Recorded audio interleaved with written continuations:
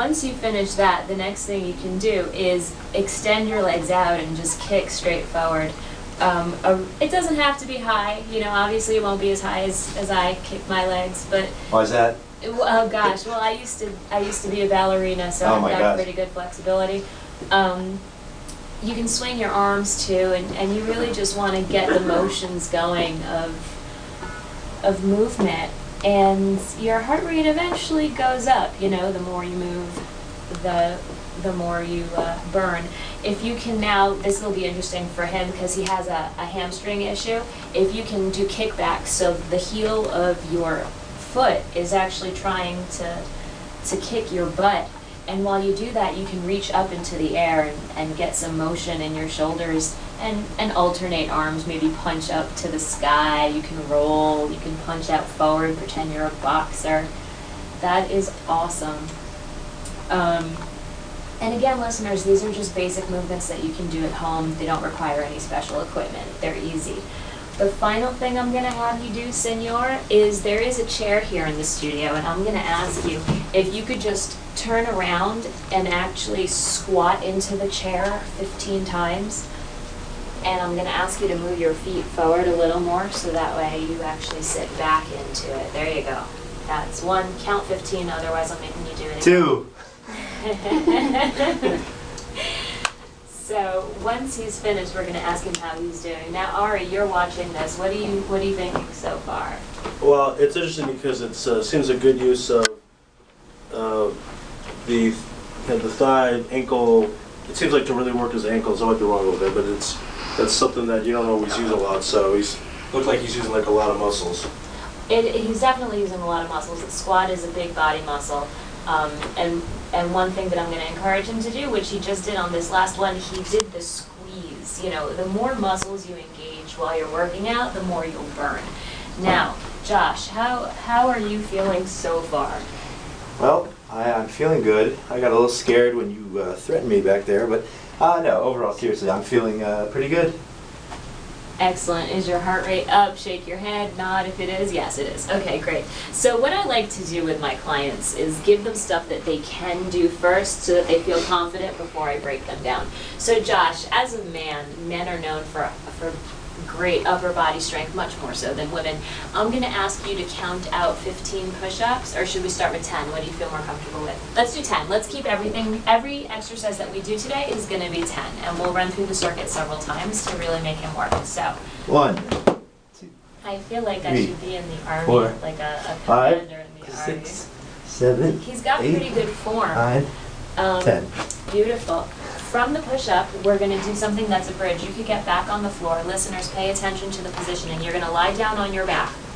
You're going to sit, or not sit, you're going to lie down flat, and your feet are going to be flat on the floor, so your knees are bent. You can separate your feet a little bit so that they're hip-width apart, and what you're going to do is you're going to lift your butt up using your glutes and your leg muscles, your entire torso as high as you can, and hold it there for a second, then drop down. Hold it there for a second and drop down. And I'm going to ask Josh if he feels good doing this. Do you feel? Oh, I feel great. He feels great. So that means that this is easy for him. What I'm then going to I feel terrible. No. That means, so go down and stay down. What I would like you to do then is straighten your left leg and lift it up so that it's parallel. Your knees are going to be in line, and now do it on one leg. There you go. Try to keep your knees in line with each other. That's way high. Good, perfect. Now stay there. Very nice. Are you counting? Otherwise we have to start from the beginning. There you go. 5. Do 2 more and then switch to the other side. Try to get a good leg positioning, straight leg as much as possible. Keep those knees in line with each other. You want to try to bring your heel in a little bit more of that supporting foot, more towards your butt. Maybe that'll give you a little more stability. How is that? Does that help you a little bit? Sure. He says sure. I think he's lying. Ari, what do you think? I'm pretty impressed, first of all. So now, is about now he showed us his injury before he started. Would that affect him all his exercise? It shouldn't be too bad. Again, all of the exercises that I'm giving him right now are body weight exercises. Have you done 8, my dear? I've done like 20. Oh, okay, good. So balance it out with the same number on the other side. Yes, ma'am. It should, because a lot of these body weight exercises can be manipulated or modified to accommodate injuries. You know, it's not like we're loading lots of weight onto him and he's got to shift his balance to support stuff that wouldn't already be part of his mass. You know what I mean? That's excellent. I'm going to ask you to stand up. Now, this is going to be a real challenge. It's going to be a single leg kind of squat, but and we'll see if you can do it, and if you can't, then we'll just stick with 2 legs, because the single leg squat poses a very difficult challenge. First of all, it's a balance issue, and some people, I know you're an athlete, and therefore you have a lot better sense of proprioception and where your body is in space and how to move, but balancing when you're moving and still sort of stationary can throw you off. So what I'm going to ask you to do is turn around so that your butt is facing the chair. Put one leg or one foot on the chair and then move the other leg all the way forward a little more, and from there you can put the top of your foot resting on the chair. Does that make sense? I don't know. So that it's down like that with the toes flat there. Now move forward. Perfect. Audience, he is doing so well.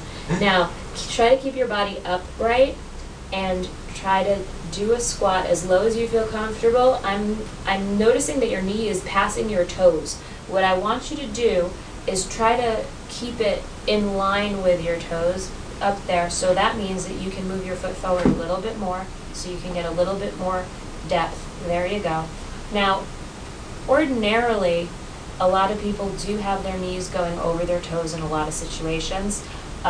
Because this is a controlled environment and we're still gauging his fitness level and his ability and his flexibility, I don't want to take a chance where he pushes himself over the line and gets re-injured.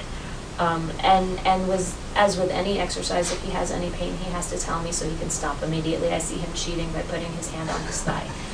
What a bummer. How many was that? About 20? No, that was about 9. Do one more. Okay, good. Other side. And he's handling it pretty well, you know. I appreciate this. Forward a little more, a little more, a little more. Good. Now shift your weight back. Shift back. There you go. Now you can go down. How does that feel? Terrible. He says terrible. That means it's working. Now, you know, you've heard the phrase "no pain, no gain." Ari, Right. Talk to me about that. Where have you heard that phrase before? Usually, Josh plays a lot of sports, so a lot of coaches say that because if you're not getting any type of pain in a workout or exercise or practice or whatever it is, it could be both.